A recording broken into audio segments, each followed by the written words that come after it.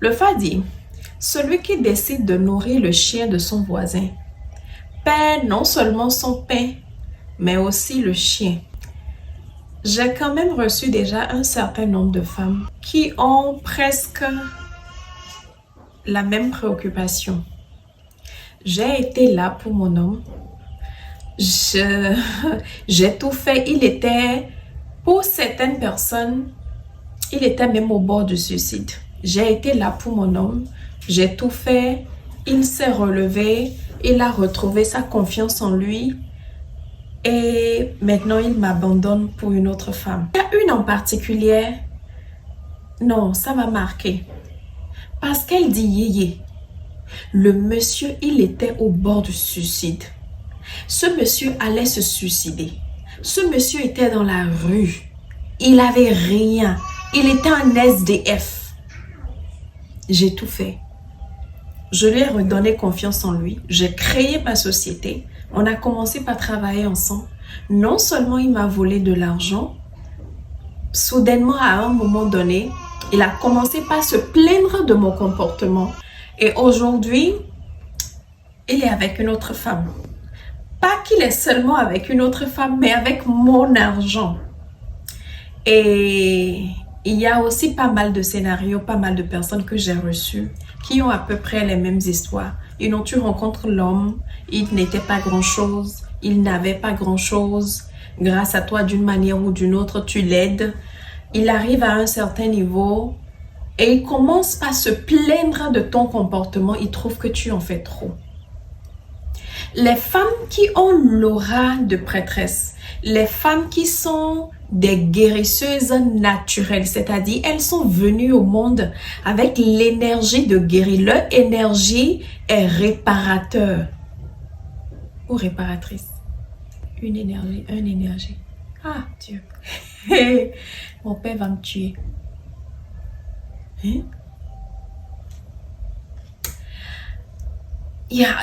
Après la vidéo, j'irai vérifier ce Google.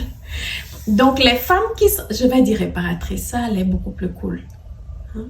C'est ça?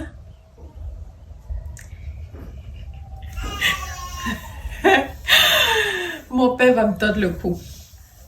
Oui. Les femmes qui sont venues au monde avec une énergie, ok, yes, c'est réparatrice. Yes, sorry. Avec une énergie réparatrice. Mais ça sonne un peu louche. Hein? Yeah, ok, on dit ça comme ça. Avec une énergie réparatrice. Réparateur. Énergie réparatrice. Une énergie. Mais pourquoi le réparatrice, elle est un peu bizarre comme ça? Quand j'entends réparatrice, ça fait bizarre. Une énergie dans l'oiseau. Hi, Miss Béné. Hey, Dieu. Diplomatie et relations internationales, mais j'ai oublié. I'm sorry, I'm really sorry.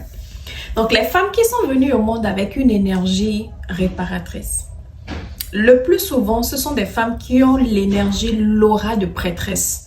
Donc, elles sont souvent attirées vers des personnes qui sont brisées, qui ont besoin d'un coup de main pour se relever. Pour une raison ou une autre, surtout aujourd'hui, elles ont beaucoup tendance à diriger cette énergie-là vers les hommes dans leurs relations amoureuses. Et c'est de là, en fait, que viennent l'erreur la plus fatale qu'elles font. Parce que quand l'univers t'a créé avec cette énergie, ce n'est pas pour guérir ton copain, ce n'est pas pour réparer ton copain, ce n'est pas pour, seulement élever ton copain, mais c'est pour guérir d'autres personnes, des personnes de ton entourage, des personnes que tu ne connais même pas. C'est-à-dire, tu les rencontres, tu finis ton travail et ils partent leur chemin. C'est ça ton travail, tu es né pour faire ça. Dans l'ancien temps, c'était beaucoup plus facile parce que quand une femme arrive à un certain âge, elle se met avec son homme. Il est brisé ou il n'est pas brisé ou la famille se rassure de savoir que c'est l'homme, il est bon, il a l'argent, etc. Maintenant, son énergie de guérisseuse, son énergie réparatrice, elle dirige ça maintenant dans la religion. C'est-à-dire, elle devient prêtresse, taïnon, vodouci, etc. Donc, dans l'ancien temps, c'était beaucoup plus facile de diriger. Aujourd'hui, tout le monde s'est dispersé. On a du mal à se retrouver. Rares sont les familles aujourd'hui qui ont des temps inno. Et dans le lot, vous allez trouver beaucoup de personnes qui se dirigent justement vers la médecine ou bien n'importe quel autre travail. Mais pour beaucoup de femmes comme ça, qu'elles soient médecine ou qu'elles soient dans n'importe quel travail déjà, il y a toujours ce besoin d'aider leur partenaire, de guérir. C'est là, ça ne peut jamais partir. Du coup, dès qu'elle rencontre un homme qui est brisé, peut-être les choses ne marchent pas pour lui, il a peut-être, je ne sais pas s'il faut dire un défaut, mais il a peut-être un vice, il a un problème, un trouble, quelque chose. Elles se disent, non, je peux le guérir, je vais l'aider. En réalité, elles peuvent. La nature, l'univers leur a donné cette énergie-là, leur a donné cette force, ce pouvoir-là de guérir n'importe qui. Mais là où le problème se vient, c'est dès qu'elle couche avec. Parce que dès que tu as un rapport sexuel avec quelqu'un, ça change déjà la donne. Ce n'est plus équilibré. Ça balance, ça va maintenant dans tous les sens. Là, non seulement ça, quand elles rencontrent un homme, elles se disent, ah, je vais le guérir et on va grandir ensemble. Et c'est de là que vient le problème. C'est justement de ça que je veux vous parler aujourd'hui. Si tu as une femme qui est venue au monde avec cette énergie réparatrice, et tu te retrouves souvent attiré vers des hommes qui sont brisés. Ce n'est pas que tu as un défaut, ce n'est pas que tu es malade, c'est qu'au fond de toi, tu es juste né avec l'aura de prêtresse en quelque sorte. Tu es né avec, c'est l'univers qui t'a donné ce pouvoir-là pour aider le monde, on va dire, pour contribuer d'une manière ou d'une autre à l'évolution de la nature, réparer la nature, guérir, etc. D'accord? Il faut donc éviter, maintenant que tu te connais, tu sais que, ah oui, je pense que je suis peut-être ce genre de personne et tout. Après, tu peux faire une consultation approfondie pour mieux te connaître, ou bien tu vas prendre le phare pour mieux te connaître. Et quand tu sais que tu es ce genre de personne, évitez d'aider vos partenaires. Je sais que ceci va choquer beaucoup de personnes, c'est pas grave. Évitez, quand tu es une femme qui a l'énergie réparatrice, qui apporte la chance aux hommes, qui aide d'une manière ou d'une autre, évitez d'aider vos partenaires.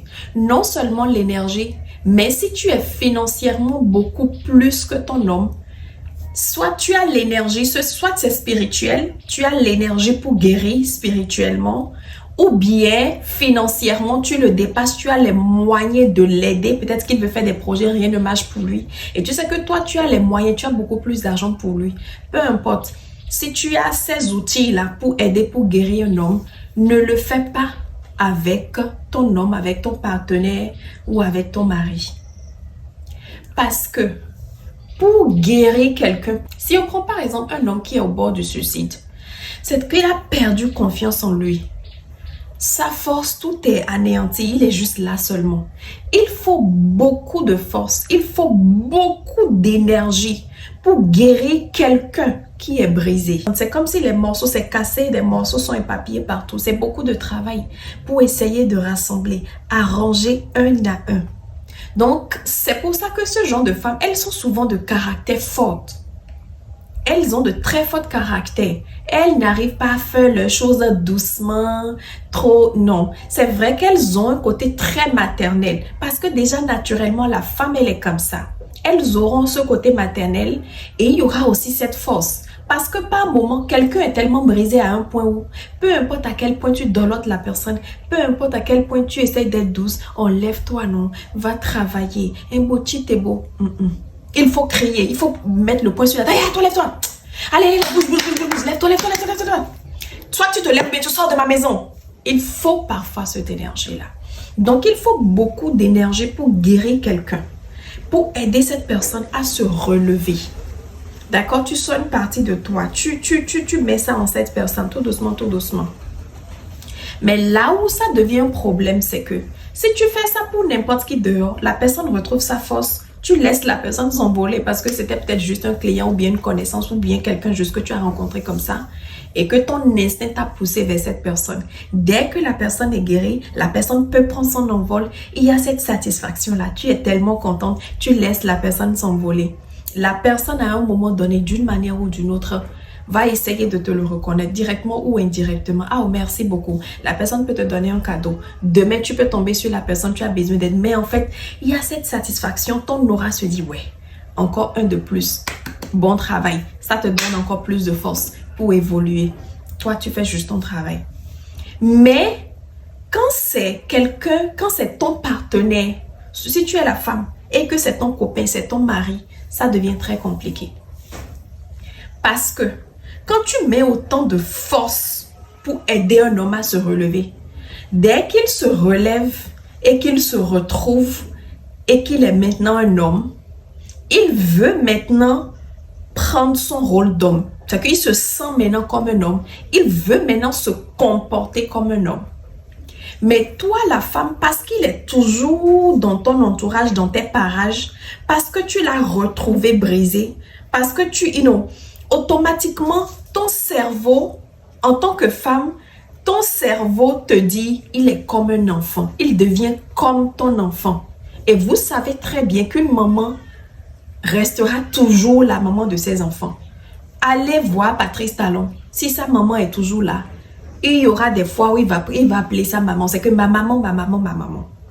Donc, ça là, on n'a qu'à laisser. La femme reste toujours là, mais elle veut toujours protéger. Elle est toujours là. Rares sont des personnes qui ont leur maman en vie et qui ne vont pas dire, ah, même si ils ont des problèmes avec leur maman, parfois ils vont regretter, ah, si ma maman n'était pas de telle et telle manière, je l'aurais appelée dans cette situation, mais non, non. Donc, il y a toujours ce truc-là. Donc, quand ton cerveau s'est déjà réglé et que ton système, ton subconscient voit cette personne maintenant comme ton enfant, c'est difficile de lâcher prise. C'est difficile d'arrêter d'être une maman, de maintenant te faire petit et de devenir une femme, surtout une femme soumise. C'est compliqué.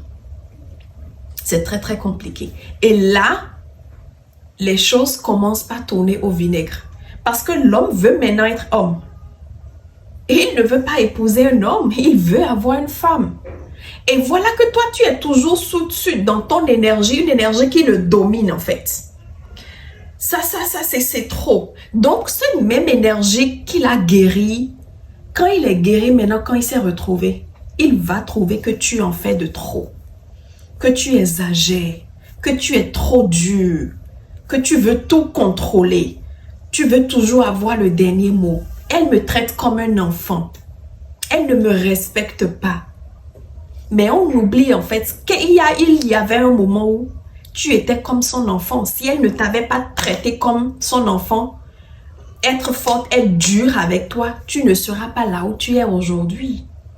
C'est pour ça que je dis aux femmes, n'aidez pas vos hommes. Ce n'est pas tout le monde qui est comme ça. L'exception fait la règle. Mais le plus souvent, à 90%. Maintenant, si tu sais que tu dois aider ton homme, tu ne peux pas résister, tu te dis, ah, mais c'est quand même mon mari, je veux l'aider. Alors, il faut d'abord prendre le temps de bien travailler sur toi-même et de savoir que, ok, dès que je l'aide et qu'il arrive à un certain niveau, peut-être que tu l'as aidé, finalement, il a trouvé un bon boulot. Alors, tu cesses de lui dire ce qu'il doit faire. Ah, la chemise que tu as portée là, non, non, non, il faut aller changer ça. Ne lui dis plus ça, laisse-le. Tu le laisses faire ses choix. S'il retombe, là, tu ne parles plus. Tu demandes juste, ah, qu'est-ce qui s'est passé? Comment tu as fait? Bon, j'ai confiance en toi. Tu vas encore te relever. C'est quand même toi. Ça t'énerve à l'intérieur, mais tu restes dans ton coin. Quand il fait ses choix, tu dis, oh, ok, that's good, bravo. Oh, j'aime ta chemise. Ah, mais tu as bon goût, hein. Ouh là là. Même si c'est bizarre, faut le laisser. Parce que tu vas penser que tu fais bien. Mais tout doucement, ça s'accumule dans son subconscient. Mais pourquoi? Même jusqu'à l'habit que je porte, elle va me dire que ce n'est... Elle doit me choisir ce que je vais porter. L'exception fait la règle. Il y aura certains hommes qui aiment ça, mais c'est rare. Donc, si tu dois aider ton homme, travaille ton subconscient. Sache que dès qu'il prend son envol, tu te tais. Et tu recules. Tu deviens maintenant la femme. Laisse-le être l'homme de la famille. Même si tu as de l'argent, tu lui demandes. Même pour des choses que tu sais que tu peux gérer, tu vas lui demander conseil. Ah, dis-moi, comment toi tu penses qu'on peut gérer cette situation maintenant? Ça, c'est vraiment un travail qu'il faut faire sur soi. Hein?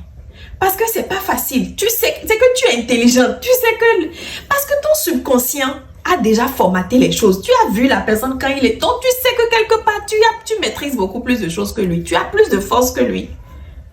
Émotionnel, au moins émotionnellement, tu es plus fort. Parce qu'il y a certaines personnes, ils vont tout traverser, ils ne vont jamais déprimer.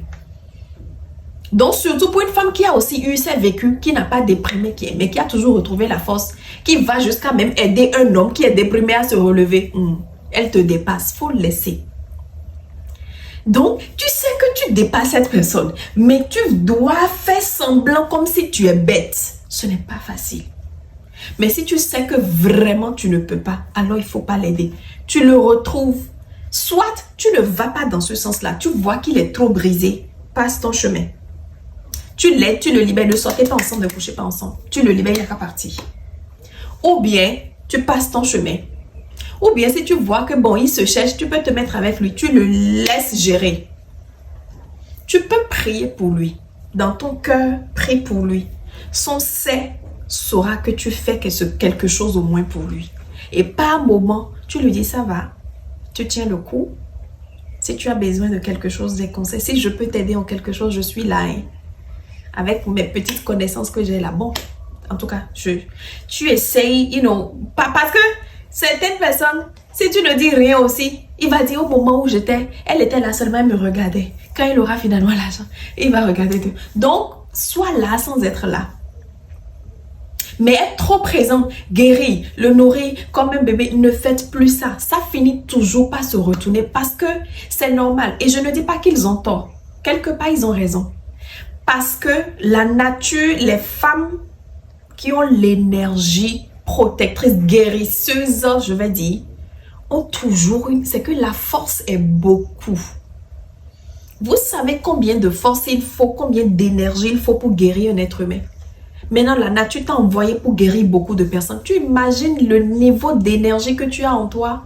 C'est beaucoup. Puis, les femmes qui sont aînées, oh God, elles ont l'énergie de prêtresse. Elles sont aînées. Ah, ok. Ça là, Diagon Labi. Ça, ce sont des Amazones.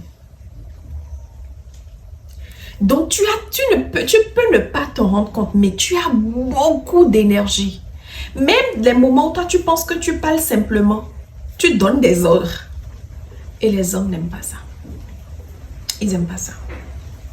Donc, je voulais vous dire aujourd'hui, arrêtez de vouloir trop aider vos maris, vos compagnons, donner de l'argent, faire ci. Ça va toujours se retourner contre vous. Gardez votre énergie pour vous-même ou bien aider les gens de dehors. Parce que quand tu aides quelqu'un dehors, la personne va te le... Même si la personne ne te le rend pas aujourd'hui, la personne peut garder ton visage. Le subconscient de la personne, demain tes enfants seront dans des problèmes. Le subconscient de la personne va aider. Ou bien la personne peut se rappeler, ah, c'est l'enfant de telle et telle personne, non.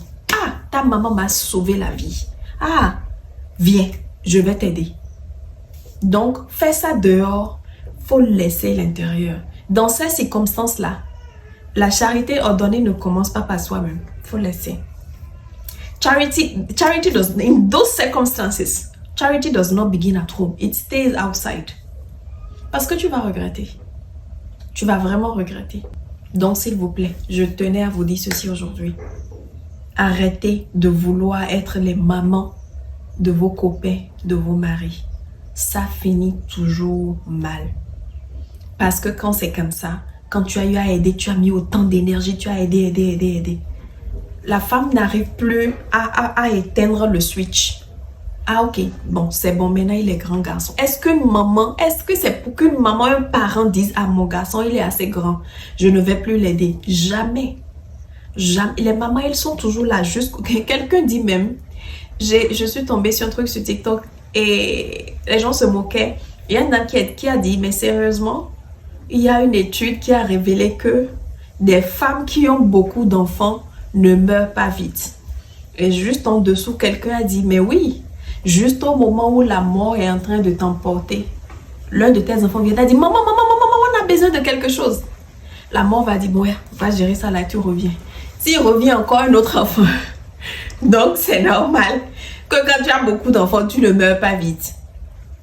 Donc, s'il vous plaît, arrêtez d'être les mamans de vos maris. Ça finit toujours mal. Ça finit toujours Très mal. Laissez-les. Ils n'ont qu'à se gérer. Accompagnez-les seulement dans des prières. Une fois en passant, vous leur dites, ok, ça va. Je vois que tu évolues. Même s'il évolue pas, dis-lui que tu vois qu'il évolue. Je vois que tu évolues. Non, c'est bien. Même s'il te dit non, tu dis, oui, moi, je vois ça. Tu évolues. Mais si tu as besoin de moi, je peux t'aider en quelque chose. Faut pas lui donner de l'argent. Ne lui dis pas tout le temps, lève-toi, tu dois aller au boulot. Non, lève-toi. Non.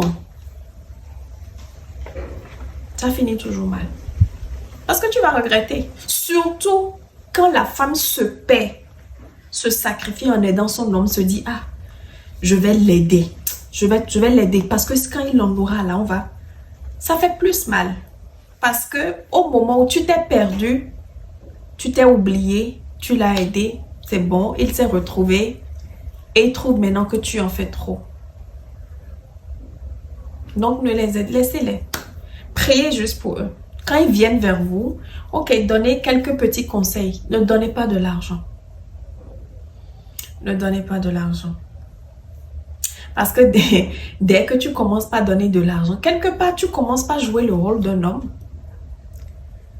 Et à moins que ton homme soit de l'autre côté, je pense pas qu'il apprécie ça. Ça fera toujours quelque chose en lui, en fait. Parce qu'un homme macho, un homme, il va vouloir prendre le contrôle. Il va vouloir être celui qui aide et pas l'inverse. Alright, c'est ce que je voulais partager avec vous. Ok, bye!